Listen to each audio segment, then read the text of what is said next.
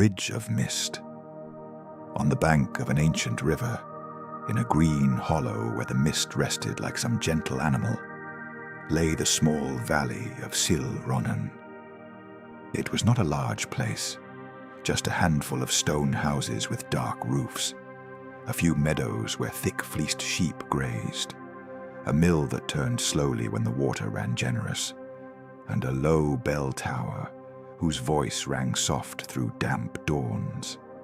Beyond the cluster of homes, ash trees and hawthorns stood watch over the roads, and above everything, like a thought repeated for centuries, ran the River Lyeth, broad, cold and silent in winter, livelier in spring, always veiled at dusk by a bluish layer of mist that seemed to rise from the very heart of the earth. The elders of Cilronan said the Lyeth was not a river like the others. They said whispers from the other side lingered in its still pools, that among its reeds small golden lights had been seen drifting without wind, that on certain Samhain nights, when the boundaries loosened like old knots, a person might hear the distant music of harps, as if some feast were being held beneath the water or behind the mist. But these were not stories told to frighten anyone. They were stories shared beside the fire, with a blanket over the knees and a cup of warm milk in hand. Stories about respect, about promises, about roads that were not meant for everyone. Among those who listened to such tales was Aithne, the basket-maker's daughter. Aithne had seen 28 winters. She had skillful hands and eyes the color of moss when rain darkens it. She lived in a small house with her father, Feilan, a man bent now by the years, patient and quiet, who knew the art of cutting hazel at the proper season, soaking it, bending it, and weaving it until it became baskets both strong and light. Aithne had learned that craft as a child. Her fingers knew how to choose the rod that would not crack, the fiber that would yield without breaking. By day she worked near the doorway, where the light was best. In summer she let the sun warm her wrists. In autumn she listened to the fine tapping of rain on stone. In winter she drew her bench close to the fire and kept weaving while her father dozed and the gray cat curled beside the ashes. At first glance, her life seemed peaceful, and yet there was a worry in her that would not loosen. It was not a recent sorrow, nor was it a misfortune with a clear name. It was more like a silent burden that had been woven inside her, strand by strand, over many years. Ever since her mother, Muirian, had fallen ill and passed away at the end of one very long autumn, Aithne had learned to care for others with such depth that she left almost no room for herself. First, she cared for the garden, the household accounts, her father's weariness. Then, she cared for neighbors when someone needed help with a late harvest, a hot soup, an errand to the next village. When an old woman was left alone, Aithne visited her.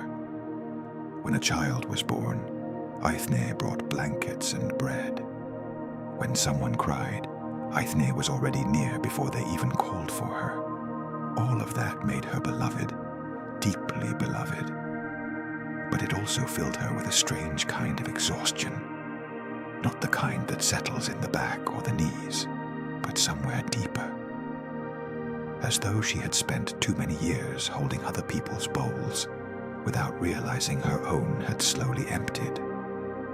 Sometimes, at the fall of day, she would stand watching the river from the low hill that sloped down toward the mill. She did not think of anything exact. She simply felt a sweet, sorrowful pressure, the kind that comes before tears, and somehow never quite becomes tears. She wondered, without fully knowing how to shape the thought, at what point she had stopped hearing her own voice. In what exact season had she begun to live like a lamp kept burning for others, forgetting that oil is not endless? There was another worry too, smaller in appearance, yet sharper. Years earlier, while her mother was still alive, Aithne had dreamed of learning from the herb women of Lake Dermwydd. She had wanted not only to know the common plants, but the old stories of roots and moonflowers, sleep balms, heather smokes, and teas that clear the heart. One of those women, a widow named Bry, had once told her she had a good memory for leaves and a steady hand for mixtures, that she would have made an excellent keeper of gardens and remedies. Aithne had smiled, blushed, and tucked those words away like someone storing a bright seed. But then her mother fell ill. The winter was severe. Other duties arrived after that, and the seed remained hidden so long it nearly stopped feeling like a seed. It became something else instead, a warm memory, an unlived possibility, a question too painful to ask in broad daylight. That was how her days passed when the rumors of the bridge began. At first, it was mentioned by a young shepherd, one of those boys who return late from the hillsides always smelling of fern and wind. He said that one night, as he passed the northern bend of the Liath, he had seen a stone arch appear where none had ever stood before. Not a boat, not a ford. An entire bridge, pale as polished bone, wrapped in mist. It had lasted only a few minutes. Then the fog closed in on itself, and when it cleared, the river ran free again with nothing spanning it. No one gave him much credit. Young shepherds saw strange things when they came home hungry and tired. Then Maya the baker spoke of it, and she was not a woman given to fancies. She had been returning from delivering loaves to her sister, who lived on an isolated farm. She had stayed out too late. When she reached the northern bend where the willow branches leaned over the current, she saw the same bridge. She did not cross it. She said it was enough merely to see it and feel an ancient shiver, not of fear, but of reverence. In her words, the stone did not look like ordinary stone. It seemed carved from moonlight and old water, and from the far side there came the scent of apples, wet soil, and peat smoke. That was enough to make the elders raise their heads. By the third telling, no one laughed anymore. Old Domhnall, who had once been a fisherman and knew the moods of the Liath better than anyone, declared one evening that his grandfather had spoken of something similar. They called it the Bridge of Mist. They said it appeared when the valley had grown too heavy with silent sorrows. It did not come every year, nor every generation. It came when it was needed. Whoever crossed it at midnight could leave behind a true burden. Not a debt, not a lie, not a guilt born of cruelty. Only a worry that had been carried honestly and for too long. But there was one condition. Only one. And as simple as it was difficult. Do not look back. Because whatever you give to the river, Domhnall said beside the tavern fire, will want to come back to you wearing your own face. And if you look at it, you will recognize it. And if you recognize it, you will take it back into your hands. No one asked much more. In old villages, certain things are not questioned too closely. They are listened to, left to settle, and afterward each person decides what to do with them. For several days, the rumor moved from house to house, the way the scent of bread travels when the oven is opened. Some pretended not to believe. Others admitted they had heard similar stories from their grandparents. Mothers warned their children not to go near the river at night. Men who went out early to inspect fences began looking more carefully toward the northern bank. And Ethne, without meaning to, found herself thinking about it more often than she liked. She did not want to be swept away by fantasy. And yet, something inside her stirred each time she heard those words. Leave a worry behind. At night, when she put out the lamp, she still saw in her mind a white arch stretched over the current. She saw mist breathing above the water. She saw her own feet on the damp stone. And more unsettling still, she felt the exact weight of the condition. Do not look back. Do not turn your head even if a voice calls to you, even if you hear crying, even if you think you hear your mother, even if everything familiar pulls at you from the shore you are leaving behind. That was what disturbed her most, because Ethne had a habit of looking back. She did it on the road and in life. Leaving a house, she always made sure twice that she had left everything in order. When she lay down at night, she replayed what had been said during the day. After finishing an errand, she wondered whether she should have done more. If someone smiled at her wearily, she later asked herself whether they had been hiding sadness. If her father coughed even once, Ethne remembered that cough for hours. She was always returning in her mind to what had already happened, like someone checking a door again for fear it had been left unbarred. Looking back was almost her way of loving. That was why the bridge called to her and frightened her at the same time. One afternoon, beneath a fine drizzle, she went to see Bry, the widowed herbalist from the lake, who sometimes came down into the valley to sell ointments. She lived alone in a house with a heather-thatched roof, surrounded by beds of sage, wild mint, mugwort, and foxglove that no one touched without permission.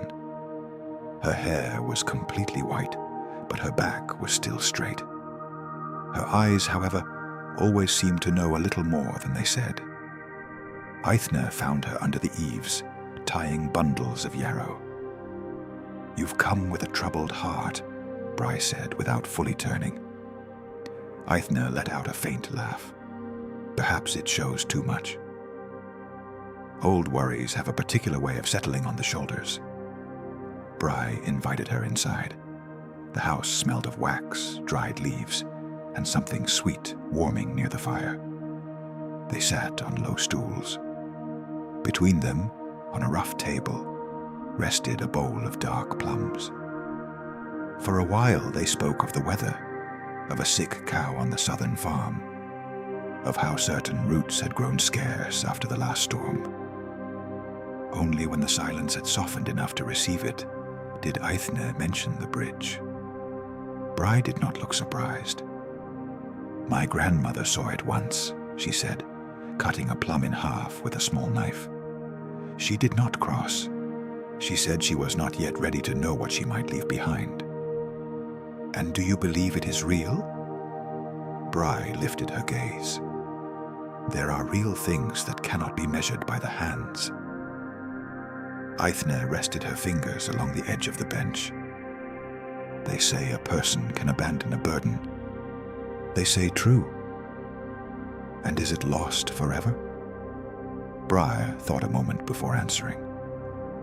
"I don't know if lost is the word. Perhaps the burden returns to the river it came from. Perhaps it stops living inside you in quite the same way. Perhaps it becomes memory without the sting.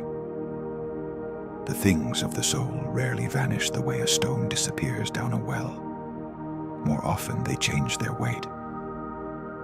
That sentence hung in the air between them. "I don't know whether I would have the right to cross," Ethne murmured. "There are people with greater sorrows." Bry smiled without irony. "Comparing griefs is a very efficient way of neglecting your own." Ethne lowered her eyes. "I'm tired," she admitted at last, in a voice so low it nearly blended with the fire. "And I'm ashamed of it. My life is not hard in the way other people's lives are. I have a home, I have work. My father is still alive. There are beautiful days. And yet, sometimes I feel as though I've spent years walking with a bowl filled to the brim, never able to stop. And I fear that if I do stop, I'll disappoint everyone. I fear becoming small, or selfish, or ungrateful. Bryce set down the knife. Aithne, there is a kind of weariness born of giving light without ever closing your own hand around your own fire. It is not selfish to protect the flame. It is wisdom. The words were spoken so calmly that Aithne's eyes filled with tears. She did not cry. She only drew a deeper breath, as if for one moment the air had found a better place inside her. "Would you cross it?" she asked. The old woman looked toward the window, where the afternoon was falling gray over the garden beds. "Perhaps I already did, in another way, many years ago. We all find a bridge sooner or later. It does not always take the shape we expect." Aithne returned to the valley as the light was beginning to fade. The road followed the lake, then descended between lichen-covered walls. Sheep lifted their heads as she passed. A robin leapt from one stone to another, like a spark of red and mud. Everything looked the same as always. And yet something in her had shifted by the smallest visible fraction, the way the surface of water changes when a leaf falls without a sound. That night, she dreamed of her mother. It was not a painful dream. Muirian sat beside the hearth, combing her hair with a wooden comb, as she had so many times before. Firelight gilded her cheekbones. She did not look ill or sad. Aithne approached, knelt at her side, and rested her head in her mother's lap. Muirian ran a slow hand through her hair, just as she had when Aithne was little. "Not everything you carry belongs to you," she said. Aithne wanted to answer, but in the dream the words were thick, as if made of water. "There are burdens," Muirian continued, "that are only waiting for you to let them rest." When Aithne woke, it was still night. The house was silent. She listened to her father breathing in the next room and the occasional tap of a branch against the wall. She remained still, with the feeling that the dream had not fully left, as if her mother's voice had remained suspended in the dark. 2 more days passed. On the 3rd, shortly before supper, Domhnall the fisherman knocked on her door. His boots were wet and his beard pearled with mist. "It will be there tonight," he said simply. Aithne felt her stomach go light, the way it does when one looks down from a great height. She did not ask how he knew. Something must have crossed her face very clearly, because the old man nodded with a quiet gravity.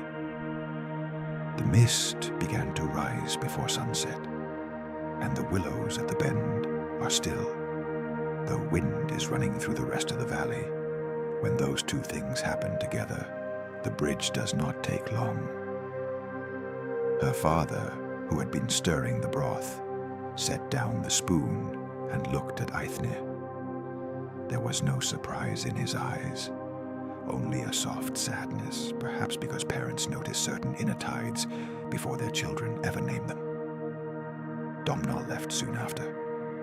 The house fell silent again. The broth continued steaming on the table.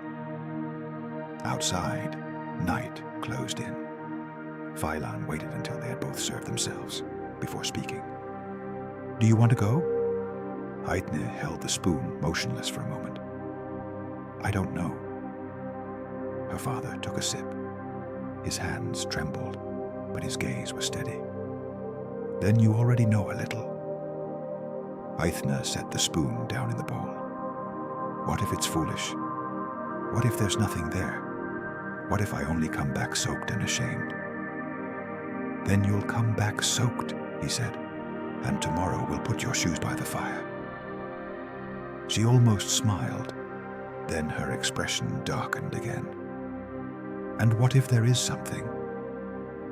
Failan took his time answering. He looked down at the table, at the grain of the wood, as if arranging his thoughts before releasing them. Your mother was very good at seeing what you kept quiet.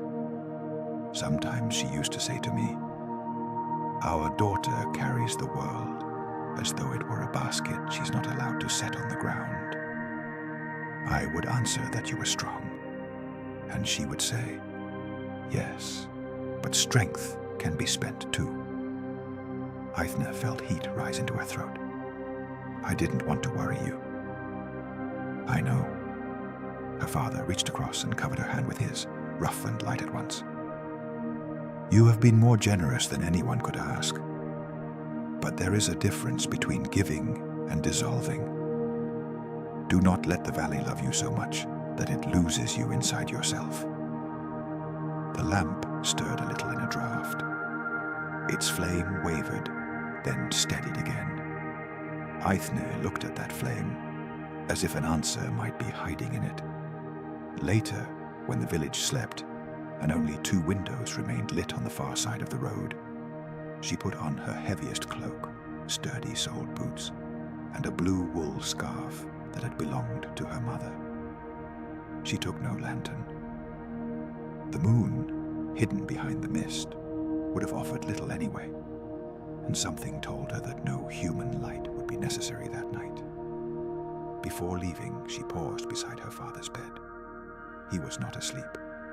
She took his hand. "Do not look back," he murmured. Aithne nodded. Then she opened the door and let the night receive her. The air held that clean cold which comes before midnight, when the earth seems to be holding its breath. The valley lay beneath a pale brightness. It was not a full moon, but the mist returned the light in a strange way, as if every suspended droplet remembered the day and wanted to imitate it. One by one, the houses fell behind her, sunk into their own sleep. The only sounds were the brushing of her steps over the damp road, and very far away, the brief bark of a dog that quickly returned to silence. Aithne followed the path that led down to the mill, and then traced the Liath northward. She knew the road well. She had walked it as a child with empty baskets, and as an adult with sacks of flour, letters, errands, and remedies.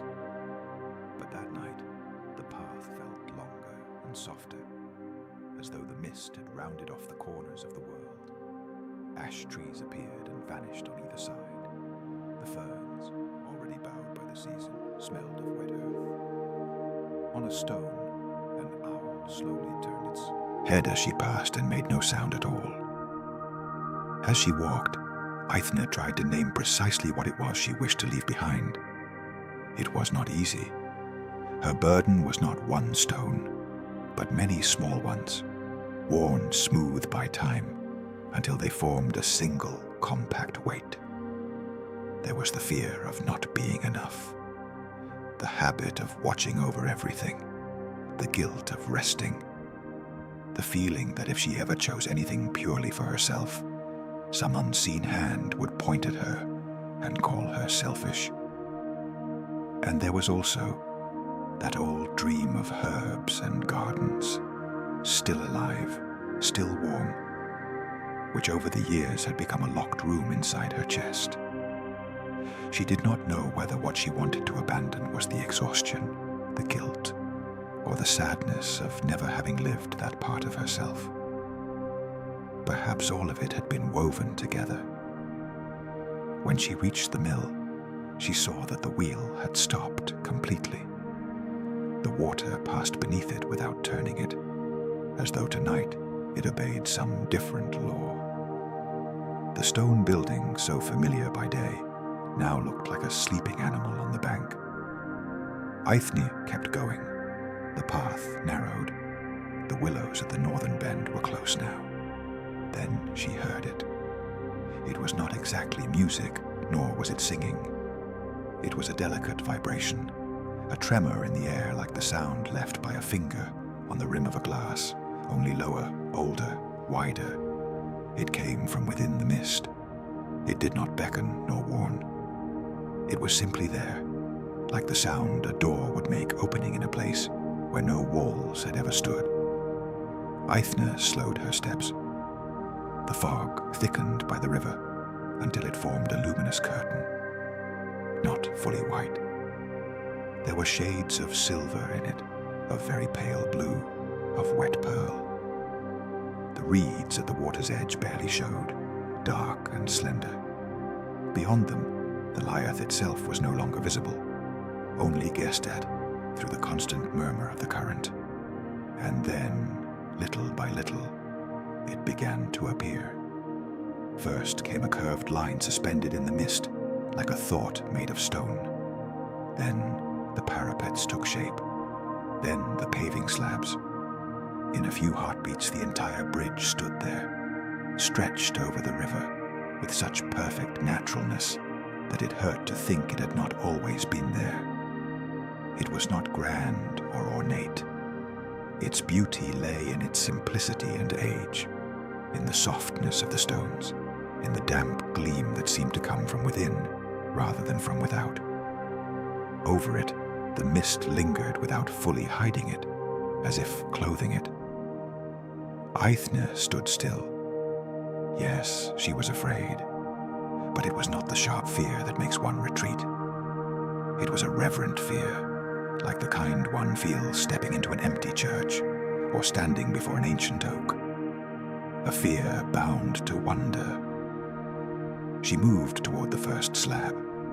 The bridge had no moss, no cracks. It looked ancient and newborn at the same time. She placed the toe of her boot upon the stone. It was solid, cold, real. The river murmured below. Then she remembered Domhnall's words, and her father's.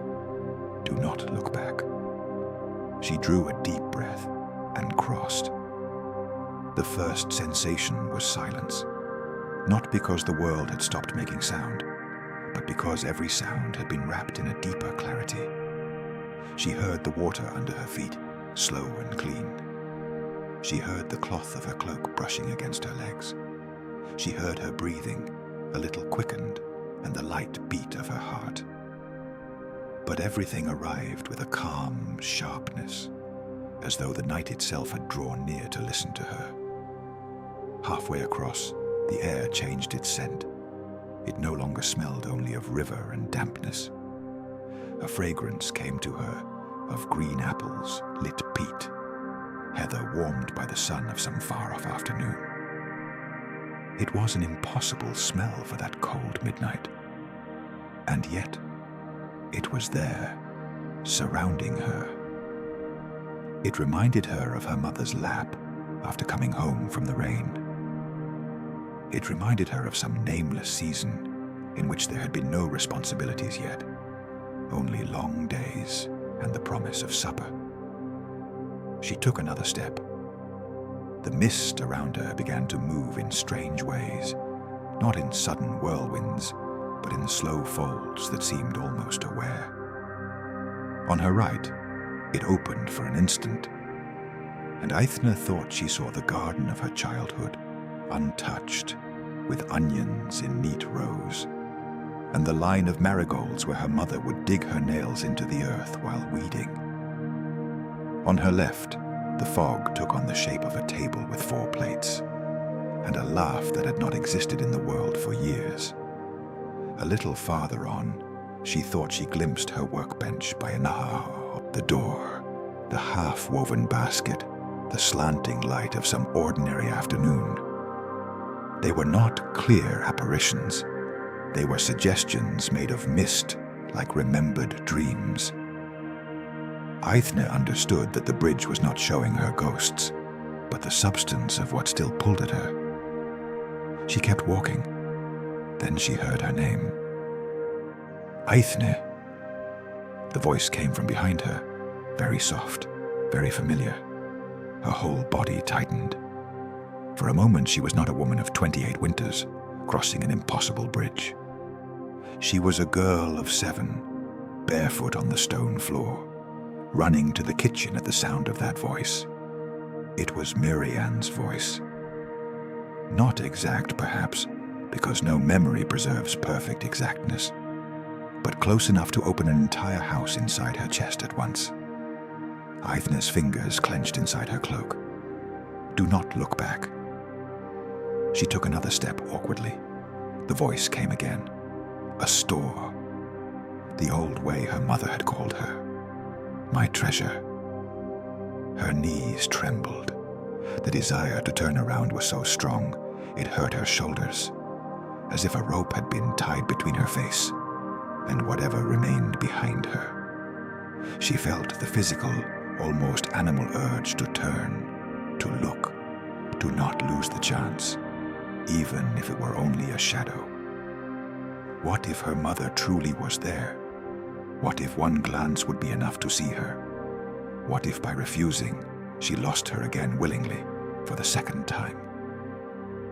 The bridge held its silence, waiting. Aithne closed her eyes for a moment as she kept walking. She remembered Bry saying that the things of the soul change their weight. She remembered her father by the fire. She remembered the dream in which Marianne had told her that not everything she carried belonged to her. And with new clarity, she understood something very simple. Loving was not the same as clinging. To look back now would not be an act of love, but an act of hunger. Hunger to recover, to confirm, to prevent the river from carrying away what all life must eventually carry away. She opened her eyes and kept her gaze fixed ahead. The voice did not vanish at once.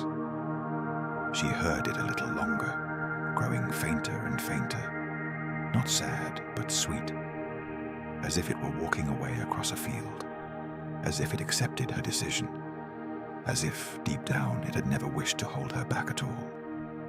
And then Aithne wept, without turning her head. Warm tears slid down her cold cheeks. They were not tears of despair. They were deep, ancient. They had come from very far away. She kept walking as she cried, and each step seemed to loosen a knot that had been hidden for years behind her sternum. When she neared the far end of the bridge, the mist changed again. In front of her appeared, like reflections in still water, scenes that did not belong to the past, but to what had never been lived. She saw herself in another person's house, bent over a feverish child, as she had been so many times.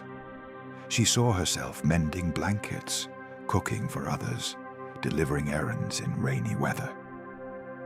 Then she saw herself older, sitting by a window, her hands still skillful, and her heart still gentle, yes, but with an empty corner inside her that still had no name. And then, for one brief and luminous instant, the mist showed her another image. A small room with bundles of herbs hanging from the ceiling, green glass jars, a table full of roots, and herself smiling as she crushed mint and sage leaves. It was not a grand vision. There were no holly crowns, no supernatural music, only a simple room and a different kind of peace in her face. Aithne felt a sharp ache. Until that night, she had believed her greatest burden was the sheer weight she carried. Now she understood that the burden had grown because for too long she had denied a true part of her own soul. She was not only tired of caring for others, she was tired of postponing herself. The revelation did not wound her. It relieved her. She reached the end of the bridge. The final slab was wet and shining. Beyond it, the opposite bank did not look exactly like any place in the valley, and yet it seemed to hold them all. There was short grass covered in dew, and a row of hawthorns in bloom, though it was not their season. The air had the stillness of a suspended dawn. No house could be seen there, no path traced by human hands. Only a soft meadow, a low rise, and beyond it, trees with silver crowns that Aithne did not know how to name. When she stepped onto that shore, the weight inside her shifted. It did not vanish all at once. It was not like emptying a sack. It was more like someone untying the cords that had held a bundle of branches tightly bound for years. Her chest widened. Air entered her more deeply. Something clenched between her ribs, released its pressure. And with that relief came an immense, overwhelming weariness. She dropped to her knees on the wet grass. The earth smelled of recent rain and sweet apples. Dew soaked the hem of her dress. Aithne placed both hands on the ground and breathed. Breathe, she thought. Just breathe. And she did, as though she were learning how for the first time. She did not know how long she remained like that. When she lifted her head, she saw a few steps away a figure seated on a low stone. It was not a shining spirit or a solemn apparition.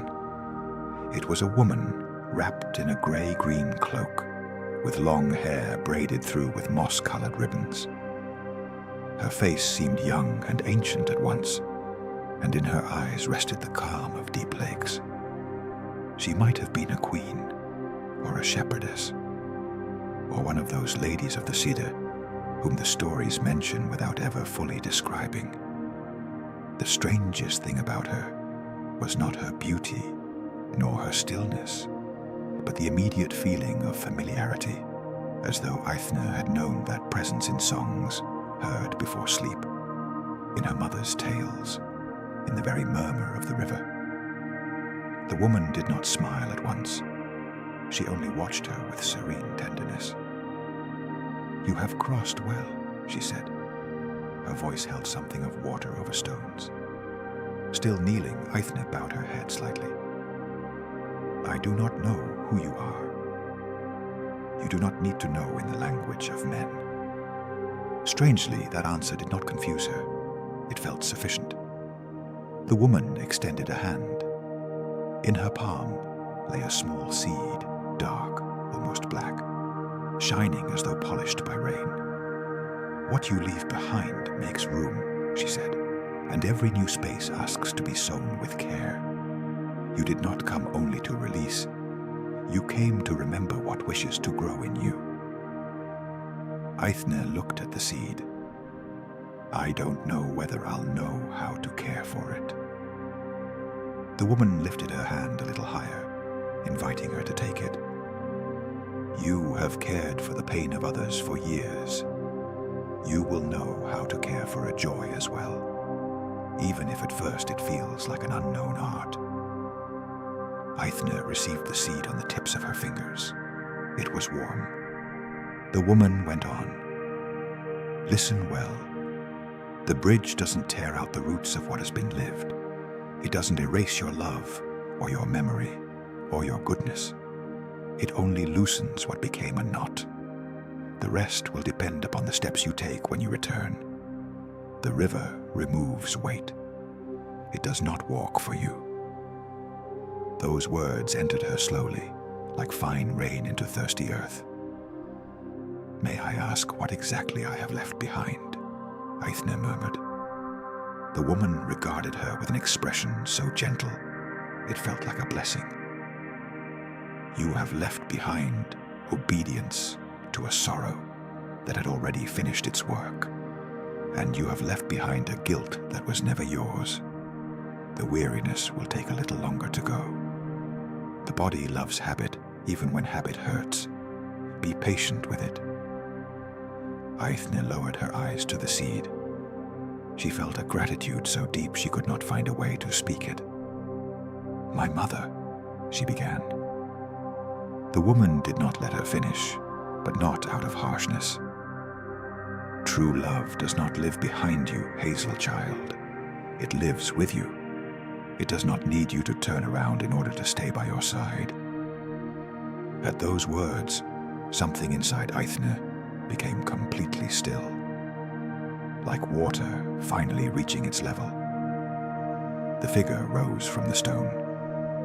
The grey-green cloak fell in light folds until it brushed the grass.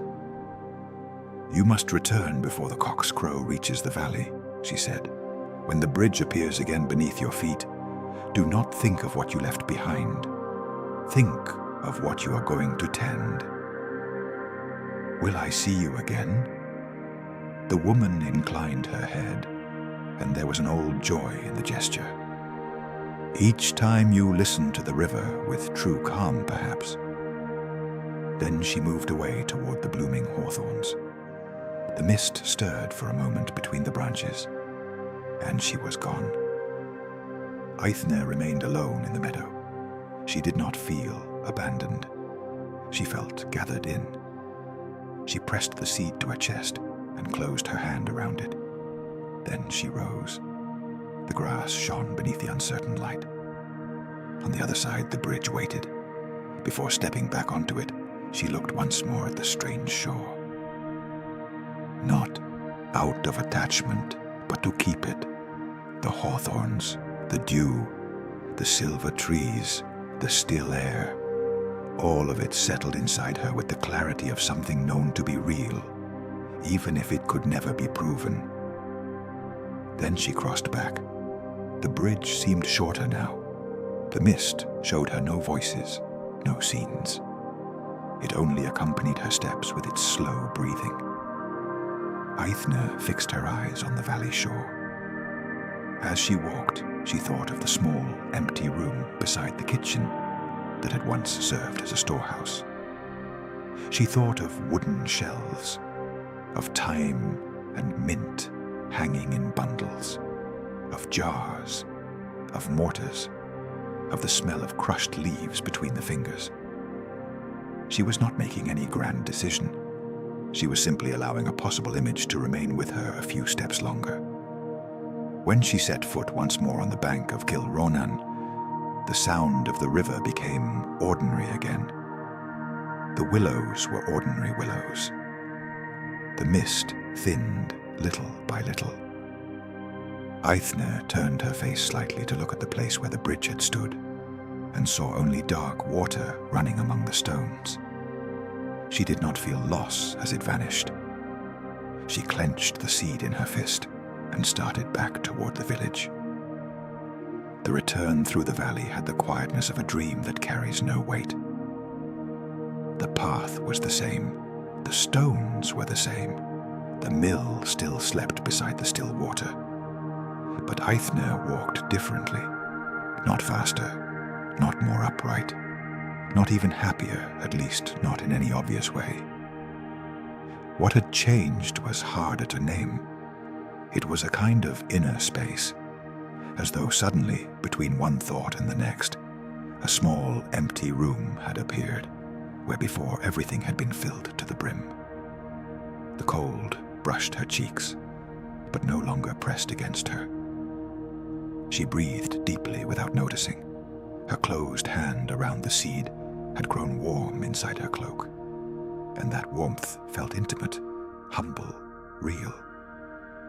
As she neared the village, she saw that the mist had settled over the low roofs and walls like fine wool.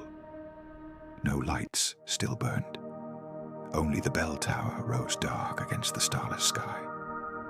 A fox crossed the road a few paces ahead of her, light as a reddish flame, and vanished among the ash trees. The ordinary world struck her then as a delicate miracle. Not because it had ceased to be ordinary, but because she was seeing it without the tight veil of the past few years. She opened the door to her house carefully so as not to make noise. The hearth had sunk to orange embers. On the bench beside the fire, wrapped in a blanket, sat her father. He was not fully asleep. He lifted his head slightly when he heard her enter. He did not ask what she had seen. He did not ask whether she had crossed. He only looked at her, and in his tired eyes appeared such a serene relief that Eithne felt her chest grow wet again with feeling. "You came back," he said. "Yes." Feilan held out a hand. She went to him, knelt beside the bench, and let him touch her forehead. as he had when she was a child, returning home soaked from running in the rain. "Your face is different," he murmured. Aithne did not know how to explain it. She smiled faintly.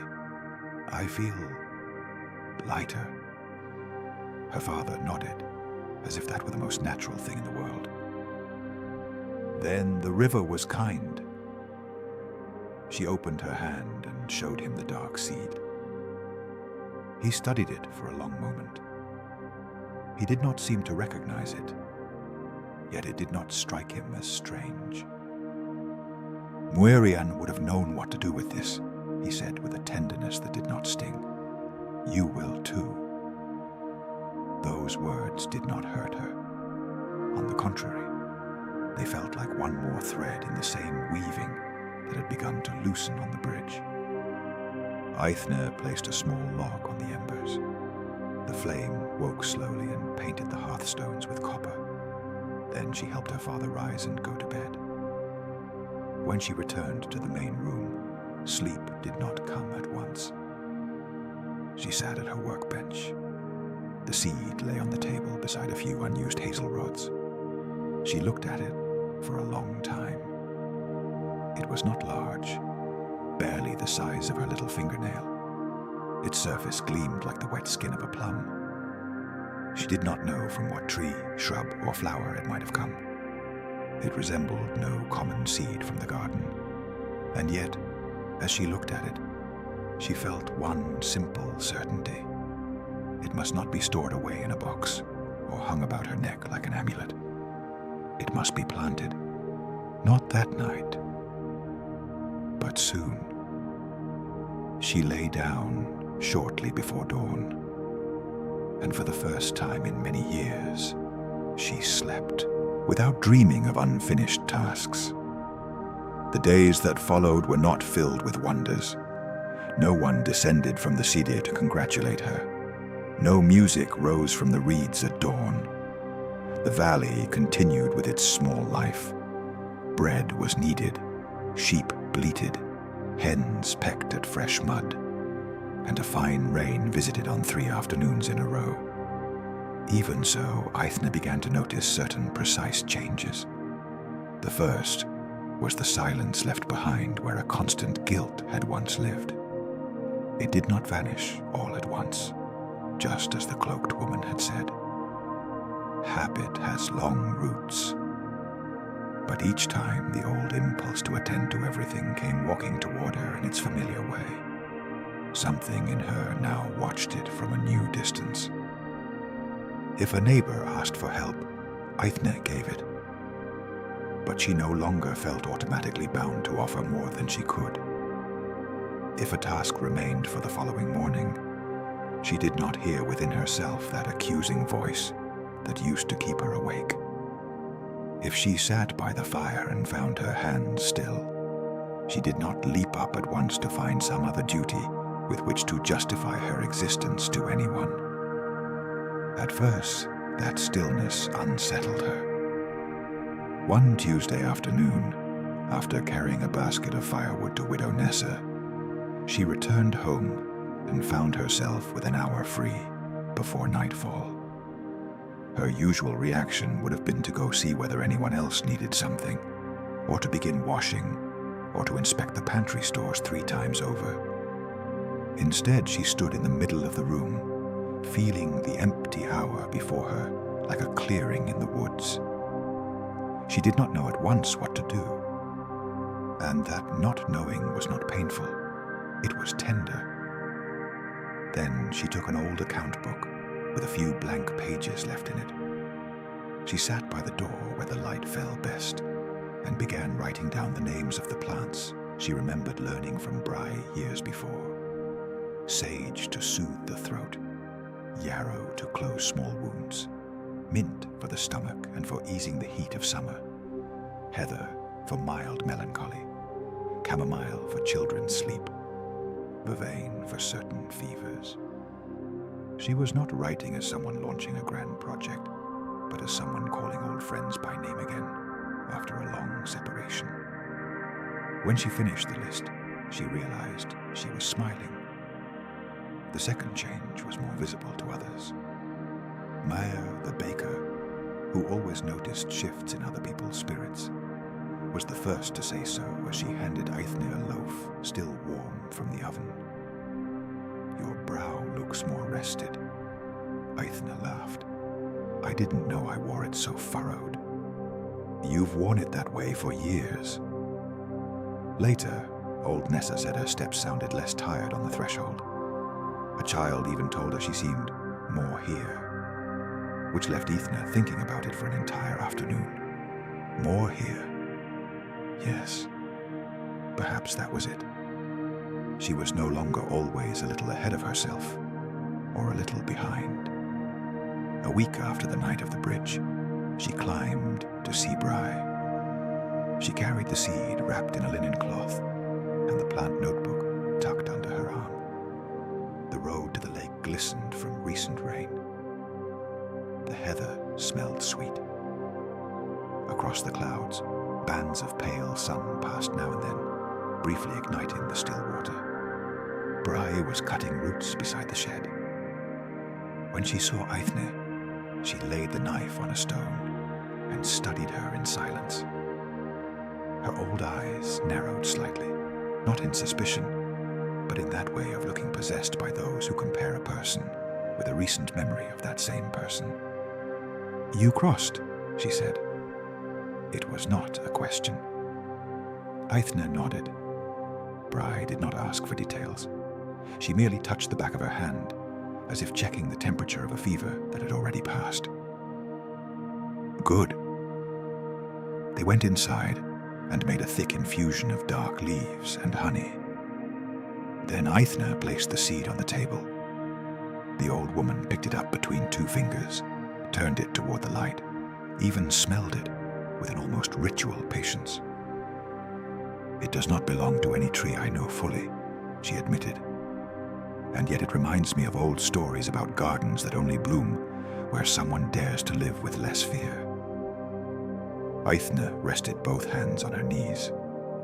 "I want to plant it." "Then plant it." "I don't know where." Bry looked out the window toward the rain-soaked beds. "Not where the earth is prettiest, nor where others can admire it best. Plant it where your life breathes." That sentence showed her the place at once. The little room beside the kitchen, used for years to store odds and ends, opened onto a narrow strip of ground, sheltered by the southern wall of the house. Morning sunlight reached it gently there. Water was close. It was a modest, warm corner. Then Eithne took out the notebook with the list of plants. She showed it to Bry with a blush born more of emotion than embarrassment. "I've been thinking, perhaps I could still learn. If you would be willing to teach me what you think necessary, not to become anything grand, just to begin." Bry ran the tip of her finger over the names written in firm script. "Seeds that wait many years often grow deep roots," she said. Then she lifted her gaze. "You will come twice a week. You will bring your questions and your patience, and a well-sharpened knife. Plants respect those who work with clean tools." The joy that rose in Eithne's chest was so clear, she had to lower her eyes to take it in. "Thank you." "Do not thank me yet. We'll begin with the boring parts, true names, harvesting times, how not to confuse a useful leaf with a treacherous one. Romanticism ruins many gardens." Even so, they both smiled. The learning began with small, exact things. Bragg showed her how to rub leaves between her fingers to wake the proper scent, how to examine the underside so as not to mistake one species for another, how to dry without rotting, boil without bruising, store without stealing the plant's strength. She taught her that the time of day matters, that a root taken at dawn does not offer the same as one dug up in the rain, that the moon, however many people mock it, has soft ways of entering the sap. She spoke of plants for healing and plants for comfort, of others that do not heal the body, but bring order to the spirit, of some that should only be used by those who know their temper well. Aithne listened with a calm, hungry attention. She took notes, repeated names under her breath. Sometimes she made mistakes. Bry clicked her tongue and made her begin again. Sometimes she got it right at once. In those moments, the old woman did not lavish praise on her, but handed her another plant a little more difficult. That was Bry's way of saying, "Continue." Meanwhile, at home, Aithne emptied the little room beside the kitchen. She carried out broken baskets, old cloths, useless tools, a lame chair, and 2 boxes full of things no one remembered why they had ever been kept. She swept the floor, washed the window. Failan helped her nail 2 simple shelves into the wall. He complained about his back the entire time, though with unmistakable good humor. Then, when they finished, he stood leaning against the frame, looking at the clean space with an emotion he tried to hide.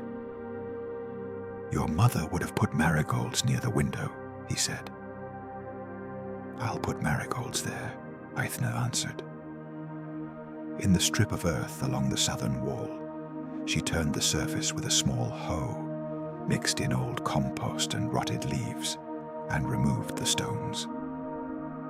One morning under a clear sky, in a silence almost festive, she opened a shallow hole at the center of the bed and placed the black seed inside.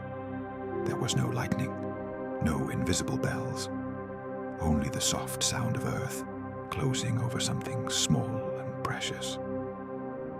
Aithne rested her palm over the spot. "Grow, if you wish," she whispered, not knowing why those were the words that came.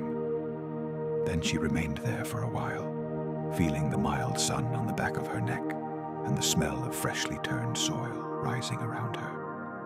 It felt like enough. Autumn advanced across the valley on cushioned steps. The ash trees began to turn gold at the tips. The heather on the hills lost some of its purple and took on an ashen softness like old wool. The mornings brought threads of frost along the edges of the ditches, and the afternoons shortened so gradually it was almost imperceptible, as though the day were gathering up its skirts to move more lightly toward winter. During that time, Aithne's life began to arrange itself to a new rhythm. She did not stop helping others, nor did she wish to. Her kindness had not gone to the river. What had changed was the measure of it, and that measure, at first, had to be learned the way one learns an unfamiliar dance, awkwardly, attentively, with small stumbles. There was a Thursday, for example, when Mare's sister asked for help preparing a great meal for relatives who had come from far away. Before, Aithne would have said yes at once, worked from dawn, and then returned home to finish her own tasks at night, exhausted and uncomplaining. This time she breathed in and answered, "I can come until midday. After that I have work waiting at home." As she said it, she felt an old sting, as if some ancient seam had tightened. She expected disappointment. She even expected a trace of reproach. But Mare's sister only nodded. "Until midday will be enough. Thank you." It was a tiny scene, almost nothing. And yet, as Aithne returned home with the sun still high, she felt she had crossed another small bridge. An everyday one. One made not of mist, but of simple words. Her way of spending afternoons changed too. Some she still spent weaving baskets by the door. Others she devoted to climbing to the lake to learn from Bry. And others, perhaps the most treasured of all, she gave to the new room and the little garden by the southern wall. She hung strings beneath the beams to dry small bundles, washed jars, labeled linen sachets in a hand, growing steadily more certain. She planted mint, sage, chamomile, marigolds, and a row of thyme. Bry gave her cuttings of hyssop and a young valerian root. Phylan built her a narrow table where she could cut leaves and grind seeds. Each object found its place with a peace that seemed to expand beyond the room itself. Sometimes, in the late afternoon, Aithne would stand in the doorway of that room, watching how the last sunlight touched the empty jars and made them shine. The place was still humble. It had only just begun, and that was precisely why she loved it so much. It was not some grand dream, nor a life reinvented overnight. It was something truer, a sprout. The black seed was slow to show itself. For several weeks, the soil above the place where she had buried it remained smooth and discreet, with no sign at all. Aithne did not worry much. Valuable things know the rhythm of silence. Even so, every morning when she opened the back door, she looked at the little bed with an affectionate attention, as one greets a friend who has not yet come out of the house. It was in early November, at a pale dawn, when she saw the shoot. It was tiny, barely a dark green curve breaking the surface. It had an extraordinary delicacy and a strange strength, as though the earth itself had stepped aside gladly to let it pass. Aithne knelt at once. She did not touch it. She only looked at it, smiling in a way she felt across her whole face. The leaves that came later resembled no ordinary plant in the valley. At first they were narrow, then rounder, edged with the thinnest silver line that glimmered at dawn. The stem had a deep green tone, almost blue in certain lights. When brushed, it released a fragrance difficult to describe. There was something of freshly cut apple in it, something of rain on warm stone, and something older still, perhaps hawthorn, perhaps wet riverbank wood. It was not a strong perfume. It was a promise. When Bry saw it, she fell silent for a long time. "I do not know it," she admitted at last. "But I know this. Do not treat it like a rarity to be shown off. Treat it like a teacher." "What does it teach?" Aithne asked. Bry rested a finger on one of the silver-edged leaves. "That you will have to listen for yourself." And listen she did, not in any fantastical or solemn way. She did not expect the plant to speak in a human voice, nor to whisper secrets of the city at midnight. She listened the way one listens to certain living things, by tending them steadily, by observing what happened inside her when she watered it, when she cleared weeds from the bed, when she sat near that strange fragrance after a long day. She discovered that merely caring for the plant brought order to her spirit. It reminded her, silently, that life responds better to patience than to haste. As the weeks passed, word of her learning with Bry began to spread. First, Widow Nessa came with a mild pain in her hands. Aithne did not pretend to know what she did not yet know. She prepared a simple hot compress with leaves Bry had recommended for inflammation and advised rest. Nessa improved a little, and more importantly, she felt tended to gently. Then a mother came seeking something to help her daughter sleep, the child frightened by harmless nightmares. Aithne prepared a light infusion of chamomile and honey, and slipped a small sachet of lavender and dried heather beneath the girl's pillow. She promised no miracles, only calm. The child slept better. Little by little, the room beside the kitchen began to receive visitors. It did not become a bustling apothecary. It was far too early for that. but it did become a place people approached with less urgency than when going to the blacksmith or the miller. They came for an ointment, a tea, advice, and sometimes only for the way Ethne listened before answering. And that, she came to understand, was part of the craft too. Not only knowing the plants, but receiving another person's weariness without letting it tangle itself again in the center of her own being. That required a new kind of attention. Some nights after the last visitor had gone, Ethne felt the old impulse to take everything on. But then she would go to the bed by the southern wall, breathe in the fragrance of the silver-leaved plant, and remember the meadow on the far side of the bridge. She would remember the cloaked woman's words. The river removes weight. It does not walk for you. And that sentence had become a steady thread within her. It did not solve every day, but it helped her return to her proper measure again and again. One afternoon, old Domhnall himself, the fisherman, came to her door with his brow drawn tight. He had not come because of a pain in the body. He had come because of a burden. He sat beside the hearth, turning his cap in his hands. "Since my brother died," he said at last, "I sleep poorly when the river rises. I know it makes no sense. He died 15 winters ago, in another season of another cause. But when I hear the water running high, something inside me goes back there, as if I forgot to keep watch over something and might still prevent it." Ethne listened without interrupting.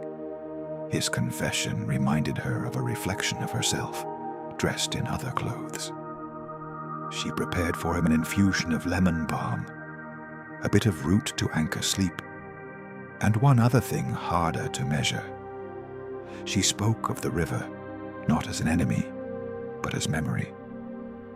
She told him that water sometimes brings old sounds back not to punish us, but so that we may give them a gentler name. Domhnall smiled with grateful weariness. "You speak like someone who crossed a certain place," he murmured. Ethne held his gaze for a moment. "And like someone who is still learning how to come back." The old man asked no more. Toward the end of November, an early frost covered the valley in delicate whiteness. The spiderwebs in the bushes woke traced in silver. The lyre ran dark beneath a frozen breath. Ethne rose before sunrise to cover the most sensitive plants in the garden. When she reached the southern wall, she saw that the bridge plant did not seem troubled by the cold. Its silver-edged leaves were intact, and frost shone upon them as if it belonged there. That morning she understood something else. For years she had imagined that if she ever followed her wish to learn the art of herbs, she would somehow be betraying her mother's memory or neglecting her father. But reality turned out to be simpler and kinder. Phailan was not being abandoned. On the contrary. Ever since the room had filled with new work and quiet visitors, he seemed more awake, even prouder. He liked telling anyone willing to listen that his daughter could now distinguish 20 roots by scent and would soon have half the hillside obeying her. He exaggerated, of course, but there was such childlike delight in his exaggeration that Ethne saw in him a joy she had never noticed so clearly before. One night, as they ate thick soup and toasted bread, he set down his spoon and looked at her for a while. "You're taking your true place now," he said. "I've always lived here." "I'm not speaking of the house." Ethne understood, and her understanding was as silent as it was complete. Winter arrived soon after, with long rains and afternoons of blue smoke rising from chimneys. The village folded inward. The paths turned to mud. The animals sought shelter, and in the house by the southern wall, the herb room began to feel less like a project and more like a calling. There was no grandeur in it. Greatness, Aithna thought, perhaps is not always found in what dazzles everyone's eyes. Sometimes it lives in a modest room that smells of sage and wax, in a well-scrubbed table, in hands learning to prepare something that will ease a child's sleep or an old man's cough. In discovering that one's own life, when finally honored, does not pull one away from love, but makes it truer. Even so, on certain thickly misted nights, when the valley seemed suspended in a silence like that of the bridge's midnight, Aithna thought of the Liath with a soft emotion. She did not long to cross again, not for now. She knew that bridge appears when a life needs a crack, through which grace may enter, and her life was no longer sealed shut. But sometimes, before sleep, she would open the window for a moment to listen to the river.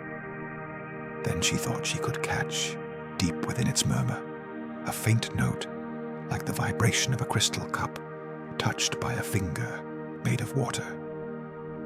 And she would smile in the dark. With the coming of deep winter, the valley grew more intimate.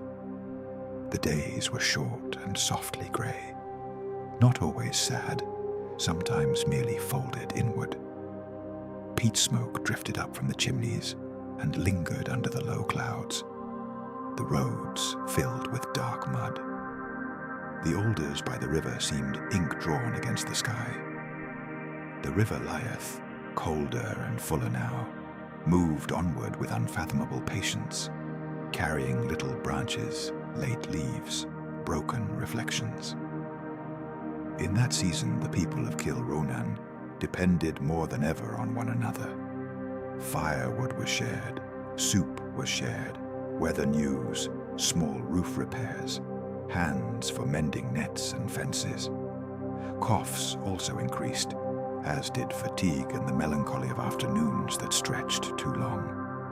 And that was how Aithna's herb room began to take on a quiet importance in the rhythm of the village. None of it happened all at once. It was a flow like water, moving beneath a thin crust of ice.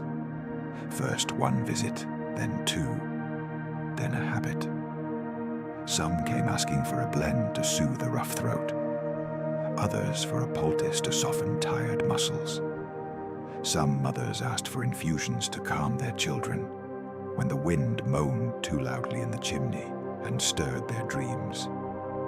Shepherds asked for ointments for hands split by frost. And now and then someone came without naming any particular ailment, only to sit for a while in the chair beside the window and breathe in the scent of the room, where bundles of sage, heather, yarrow, and lavender hung drying, and where something simple was always simmering in a small pot. Aithna learned that many sorrows arrived disguised as something else. An ache in the temples could be unspoken exhaustion. A tight chest might need not only a plant, but an unhurried conversation. Sleeplessness sometimes loosened as much from a warm infusion as from the certainty that someone had truly listened. That part of the craft surprised her less than she might have expected. In truth, she had been practicing it all her life. The difference now was that she no longer emptied herself completely in doing so.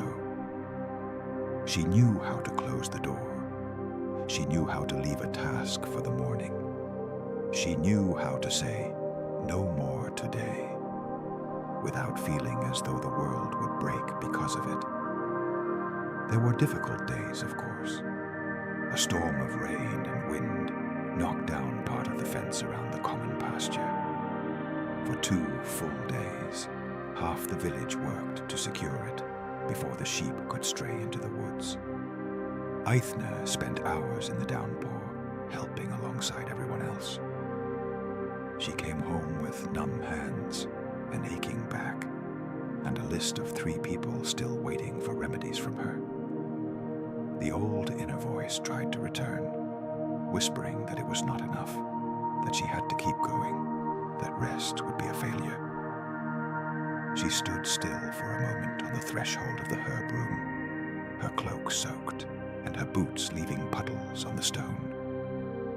Then, instead of obeying that voice, she lit the fire, changed her clothes, dried her hair, and slowly drank a cup of broth before touching a single leaf or opening a single jar.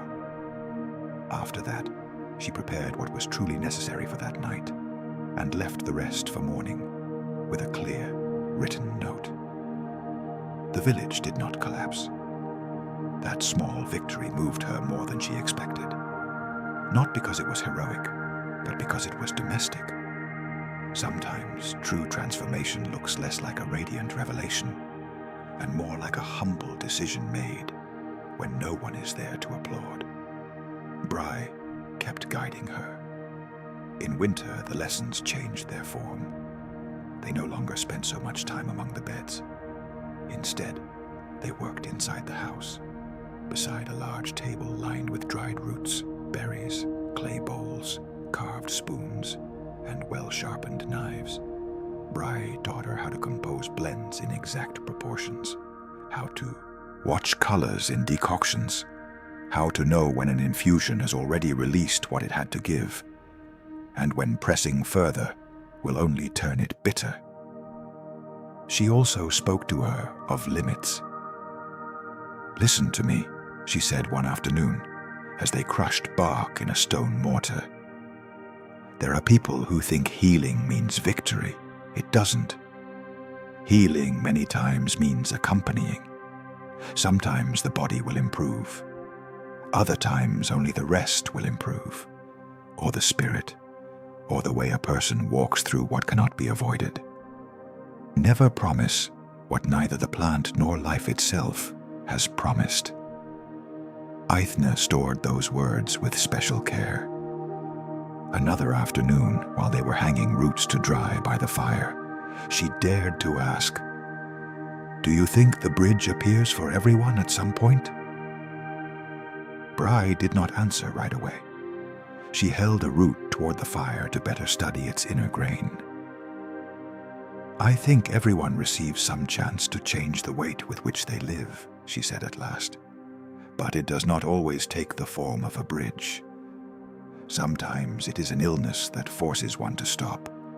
Sometimes a loss. Sometimes a calm love. Sometimes a single sentence spoken at exactly the right moment. And sometimes, yes, the mist turns to stone over a river." Aithne thought about that for days. Meanwhile, the silver-leaved plant continued to grow. It did not grow tall quickly, but dense. Its stems grew firmer, its leaves stronger, and near the winter solstice, a cluster of pale buds appeared at its center, almost fully closed, as though they were keeping a light of their own. Aithne studied them with a mixture of patience and expectation. She did not know how or when they would bloom. Something in the plant suggested that it did not entirely obey the valley's ordinary calendar. On the eve of the solstice, the sky finally cleared after many weeks.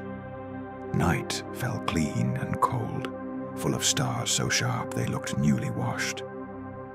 The village lit little lamps in windows and doorways to accompany the darkest turn of the year. It was not a great celebration, more an old gesture of gentle resistance, keeping a light in the house while the earth leaned toward night.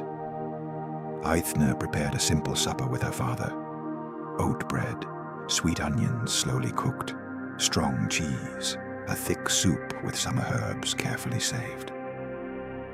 Afterward, she placed one candle in the herb room window and another in the kitchen.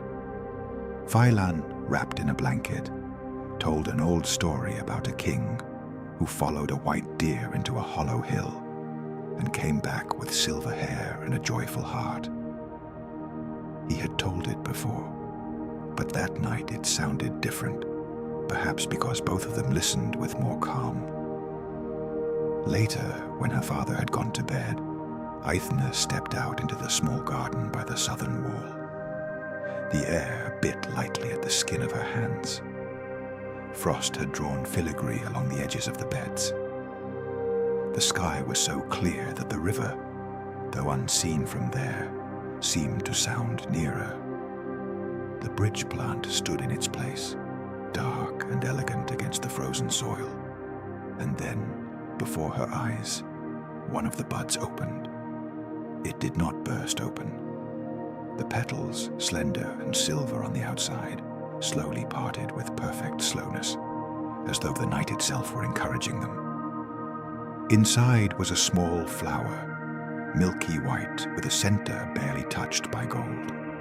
It did not shine like a lamp, but it reflected the starlight so delicately it seemed to hold the stars in miniature. Slowly, 2 more opened, then another. The fragrance that rose from them was the same as the bridge, only deeper. Apple, water, heather, distant smoke, hawthorn blooming out of season. Aithne felt the air fill her lungs with such vast calm that she had to steady herself with one hand against the wall. It was not only beauty, it was recognition. The plant had waited for the longest night to bloom.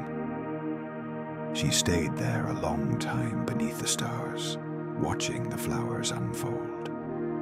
She did not think grand thoughts. She did not look for immediate meaning. Sometimes gratitude is enough by itself. And that night, gratitude was a bowl wide enough to hold the river, her mother Bry, her father asleep on the other side of the wall, the whole village lighting little candles, and herself at last more present in her own life. At dawn, she cut a single flower. She did it with the greatest care, whispering an apology, though no one heard her. She placed it in a bowl of clear water beside her father's bed. When he woke and saw it, he slowly pushed, himself upright, astonished. "I don't know that flower," he said. "Neither do I, not entirely." Phylan leaned closer and breathed in its scent. His eyes grew faintly wet, but not with sadness. "It smells like home," he murmured. And Aithne understood that there could be no better description. The winter months continued their course. There were rains, frosts, a brief fall of snow that lasted less than a day and turned the valley into a silent painting. The herb room grew established. Bry began trusting her with more complex tasks. Aithne's name was spoken more often when someone needed gentle, precise help. All of that was real, and yet the most important thing was not visible. The most important thing was that at the center of her life, there was no longer a locked room.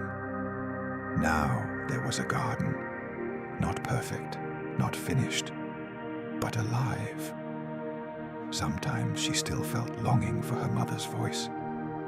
Sometimes she still feared she would not live up to what others expected of her. Sometimes the weariness returned, the way rain returns to familiar ground. But none of those things ruled her inner house any longer. They were visitors, not owners. And on misty nights, when the valley's silence thickened and the river seemed to breathe like some ancient being, Aithne would think of those who might still be carrying a weight they did not know how to name. She would wonder whether the bridge would ever return for someone else, whether someone in the village might see it appear and feel that strange pull between fear and relief. She could not know. What she did know was this: if anyone ever knocked at her door before midnight, their gaze unsettled by a burden carried too long, she would give them a dry cloak, a hot cup, and one single warning spoken with tenderness. Cross, but do not look back. Spring came to the valley without fanfare, the way true things often do. First, there was a change in the scent of the air. Then the return of certain birds to the eaves of the mill. After that, new grass pushing up through the remains of winter, and at last the willows along the Liath, dressing themselves in such a delicate green that it seemed more like light than leaf. With the new season, Sil Ronan also woke from its inwardness. Long work outdoors returned. Walls were repaired. Irrigation channels were cleared. Sheep gave birth. The roads lost some of their mud. People spoke a little louder and laughed with new ease, as though the body itself had suddenly remembered that the earth is not always tilted toward darkness. For Aithne, that spring held a special clarity, not because everything was easy, but because she could feel, almost in her hands, the difference between the life she had lived a year before and the life she now inhabited. Before, the seasons had passed over her like a chain of duties. Now each one brought its own texture. Morning had a different taste from noon. The fine rain of April was no longer only dampness and delay, but the smell of sprouting things and promise. Even the fatigue that followed working in the garden or climbing to the lake with Bry had another color. It was not empty depletion. It was use. The silver-leaved plant bloomed more generously. Its flowers still opened in capricious ways, sometimes on clear nights, sometimes at dawn, never entirely obedient to the valley's clock. Aithne cut them only rarely. She had decided that plant was not for trade, nor for boasting over its singularity. It was a silent center, a living reminder. Even so, a few flowers, prepared in a very gentle infusion, seemed to have a particularly calming effect on those going through deep sorrows or exhaustion of the soul. Aithne used that gift with respect, almost reverence, and only when she sensed that what was needed was more consolation than remedy. When Bry tasted a drop of that infusion, she closed her eyes for a long moment. "It does not heal on its own," she said afterward, "but it helps the heart remember the way back to its own home." That sentence remained between them like a blessing. As the months passed, the herb room became a natural part of the village landscape. There were children who could no longer pass by without peeking in to smell the hanging bundles. Old women left eggs or a little butter in exchange for ointments. Shepherds brought hard cheese or wool. Aithne accepted those exchanges with simple gratitude. She never wished to enrich herself through the relief of others. It was enough to know that what she had sown within herself was also bearing fruit beyond herself. One late May afternoon, while sorting roots with the windows open to the scent of recent rain, she saw a young girl coming up the road whom she did not know. She wore a pale cloak, its hem splashed with dried mud, and her face carried more exhaustion than youth. She could not have been more than 17. She stopped shyly in the doorway. "Are you Aithne, the one who prepares remedies?" she asked. "Yes, come in." The girl's name was Orla. She had come from a small settlement beyond the eastern ridge. Her mother had heard of the herb room and sent her for something for restlessness, though the word was spoken with a modesty Aithne recognized at once. Orla sat down in the chair by the window. She twisted a faded ribbon between her fingers. It was hard for her to explain what was wrong. In the end, she spoke not of pains, but of a knot. One in the chest, one that came at dusk, one that made her imagine disasters for no reason and left her body full of alarm, even when everything was fine. Aithne listened in silence, not rushing her. While the girl spoke, swallows could be heard under the eaves. The room smelled of mint and warm wax. a fine rain began to fall on the garden by the southern wall. "You are not broken," Eithne said when Orla had finished, and she said it with such plain gentleness that the girl's eyes filled with tears. Sometimes the heart learns to keep too sharp a watch, and then it struggles to remember that not every night brings harm. She prepared a light blend of calming herbs for her and explained how to take it. She also taught her a slow breathing practice, with one hand resting over the chest and the other over the belly. And without quite knowing why, she cut one small flower from the silver plant and wrapped it in a damp cloth. "Put it in water beside your bed tonight," she said, "not as a cure, only as company." Orla looked at her with disarmed gratitude. When she had gone, Eithne stood for a while before the garden. It came to her then that the bridge had not given her something only for herself. It had given her an experience through which she could recognize the weariness of others without losing herself inside it. That was perhaps one of the rarest gifts of all. Summer came after that, green and gentle. With it came trips to the lake, early gatherings, baskets full of elderflowers, long hours of light. Bri, though slower in her movements now, remained as sharp as ever. One day, as they cut St. John's wort on a hillside alive with bees, she said without looking at Eithne, "Soon enough, you won't need me to confirm every step." Eithne raised her head. "I'll always need you a little." "That is affection, not need," the old woman corrected, "and those are different things." They walked on in silence for a while. "Will you leave?" Eithne asked at last cautiously. Bri smiled a little. "We all leave, but not yet. Do not cast shadow where there is still sun." That drew a laugh from her. On the way back to the valley that day, Eithne passed the northern bend of the Liath. The river ran bright beneath the afternoon light. The willows stirred their new leaves. There was no mist, no bridge, and still she stopped for a moment. She looked at the water, listened. She expected to see nothing.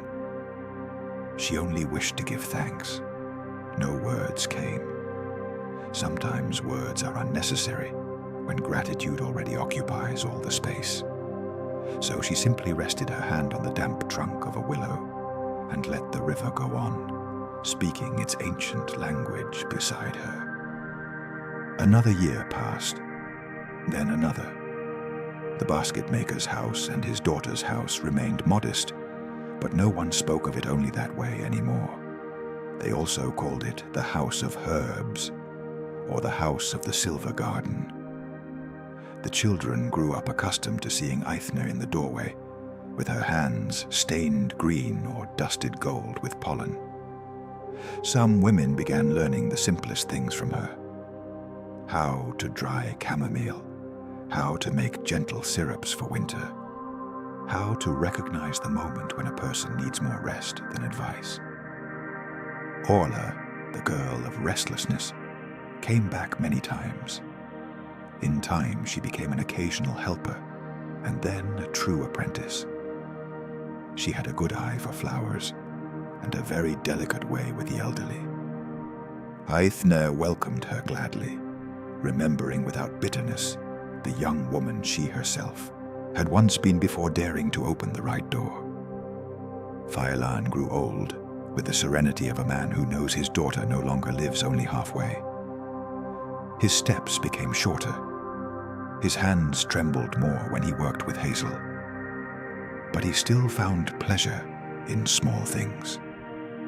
Peeling an apple, smoothing a newly finished basket, sitting in the sun by the southern wall while the silver-leaved plant offered its fragrance to the bees.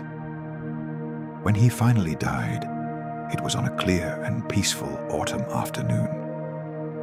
He had eaten well.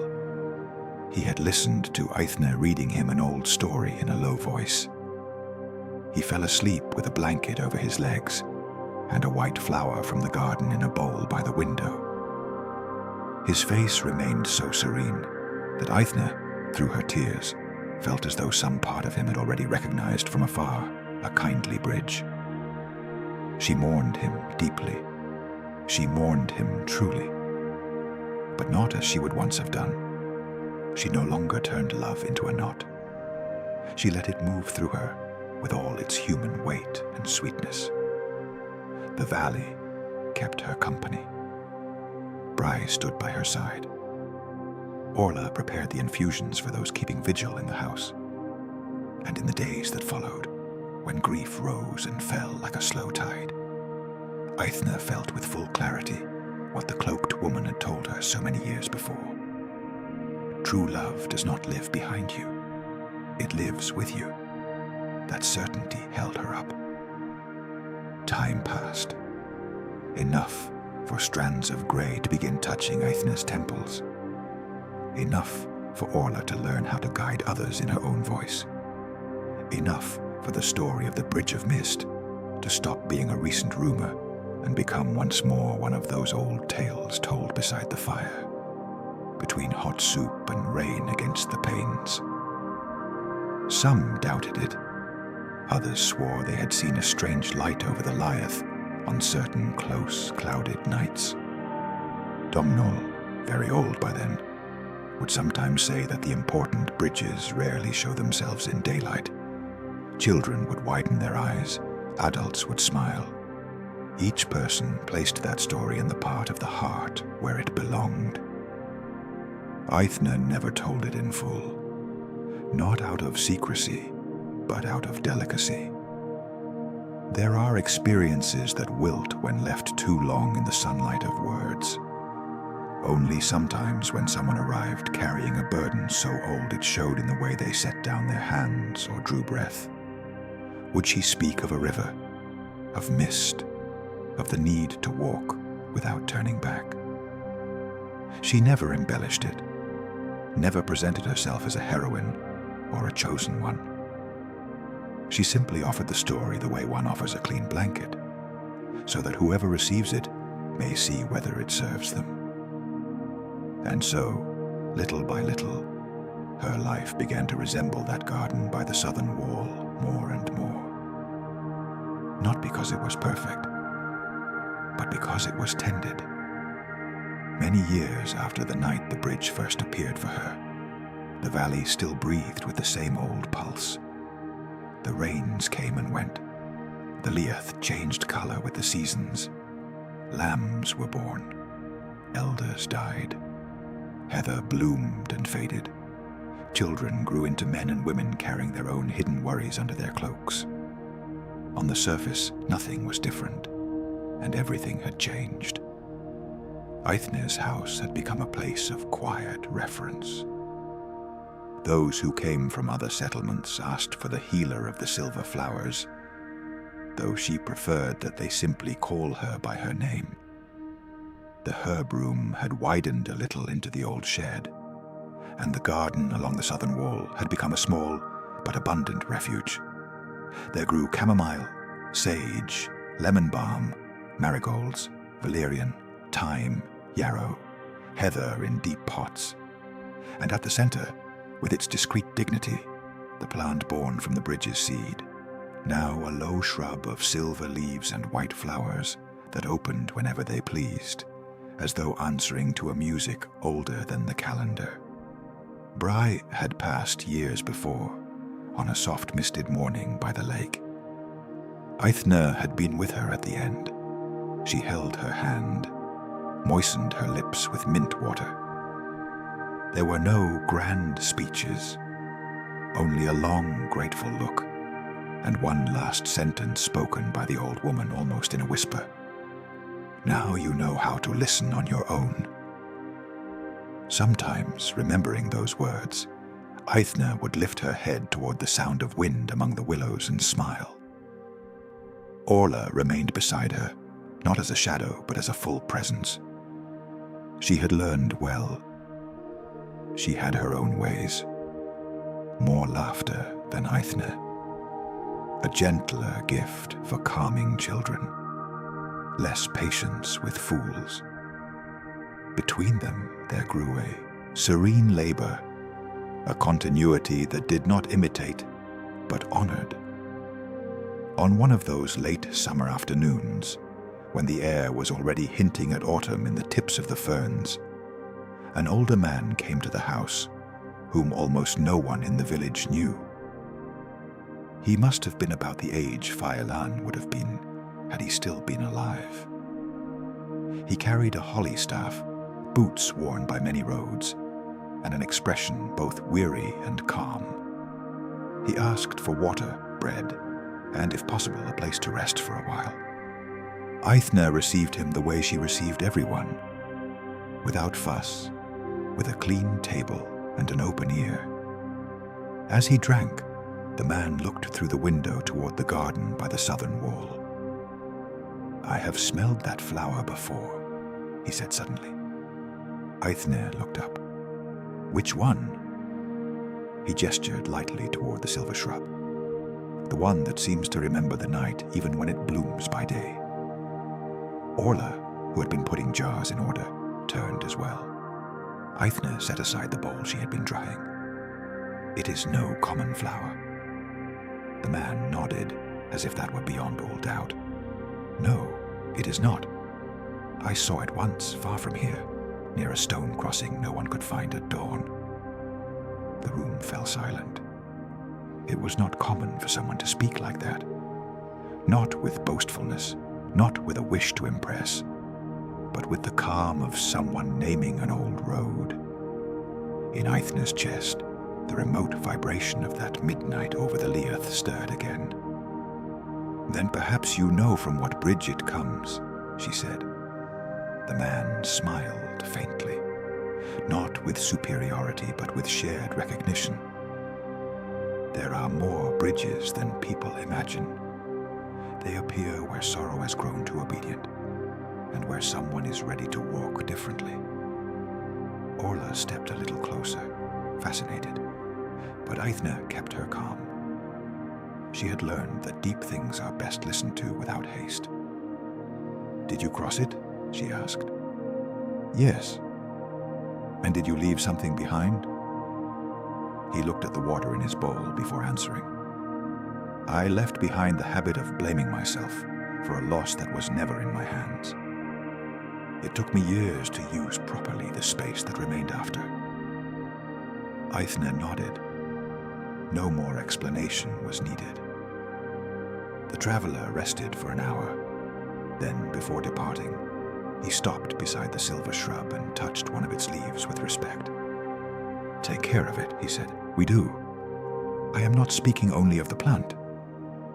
When he had gone, Orla let out her breath slowly. "Sometimes I think the old stories are larger than we believe." Aithne watched the empty road for a few moments. "Yes, and also humbler. That night there was mist, not very thick, but enough to wrap the valley in a white and wordless clarity. After closing the door and setting everything in order, Aithne felt an impulse that came not from unrest, but from a kind of gentle calling. She put on a cloak and stepped outside. The air smelled of river and wet grass. She walked without a lantern toward the northern bend, just as she had so many years before. She was not going in search of the bridge, nor did she fear finding it. She only wanted to stand for a while beside the Leath, under that mist which seemed to remember ancient names. She reached the bank. The willows leaned their branches over the water. The river ran dark, deep, serene. No stone arch could be seen. No clear music sounded. And yet the place was full of presence. Aithne stood there in silence. She thought of the woman she had once been, the exhausted young woman living with her soul drawn tight, confusing love with vigilance, generosity with disappearance. She thought of the bridge, of not looking back, of the warm seed in her palm, of her father saying her face looked different, of Bry, of Orla, of the many bowls of tea she had served over the years, of the hands of so many who had found a little rest in her house, of her own griefs already walked through, of the way life, without ever becoming entirely easy, had become livable. Then she felt something very simple. She did not need the bridge to appear again. She carried it within her, not as a wound nor as a longing, but as a learned way of crossing certain nights. Each time she chose not to obey the old guilt. Each time she let rest what was no longer hers to carry. Each time she accompanied another without taking their shadow farther than was right. Each time she watered her own garden without shame. In all those gestures, there was an echo of that midnight. The mist moved softly over the water, and for one instant, so brief it could scarcely be said to have happened, Aithne thought she heard a familiar voice, not behind her, but all around her. It was not a call. It was more like nearness, a tenderness, as if the whole world, river, mist, willows, and memory, were saying without words, yes, like this. She did not turn around. There was no need. She smiled faintly and left a small offering on the bank, a white flower from the silver shrub. Then she walked back home with the slow step of someone who knows there is no hurry at all. When she arrived, she found Orla asleep in the chair in the herb room, overcome by the weariness of a long day. A book lay open across her lap, and a strand of hair clung to her temple. Aithne carefully turned down the nearest lamp, covered her with a blanket, and stood for a moment watching her. In that young woman, she saw the same thing Bry had once seen in her, a seed with the will to grow. The next morning, the village woke, wrapped in clear light. The mist had lifted. Everything seemed simple again. Hens, buckets, smoke, children running, the bell tower, bread coming from the oven. Aithne opened the windows of the herb room to let in the fresh air. The garden by the southern wall gleamed, washed by the night. One of the white flowers on the shrub had fully opened while she slept. She looked at it for a long time. Then she turned toward the work table, where leaves were waiting to be sorted, jars to be refilled, and a small note left beneath the door by someone asking for help with a lingering cough. She smiled with affection toward that modest, true labor. Life went on, and that was beautiful, because going on no longer meant dragging oneself forward. It meant inhabiting. And so in the valley of Silronan, beside the river Lyeth, and under the care of the ancient mist, the story of the Bridge of Mist remained alive in the place where true stories live best, in the memory of those who need them, in the low voice of rainy nights, in timely advice, in the way a heart learns to let go without ceasing to love. And when, in winters yet to come, someone young or tired asked whether there truly was a bridge that appears at midnight and allows a person to leave a burden behind, Aithne did not answer at once. First, she would look at the fire, or the river, or a white flower opening where no one expected it. Then she would say with a calm that smelt like home, "Sometimes the world takes pity on us, but we must dare to cross. And when the moment comes, we must trust enough not to look back." Then she would serve a hot cup, and the rest the night would do.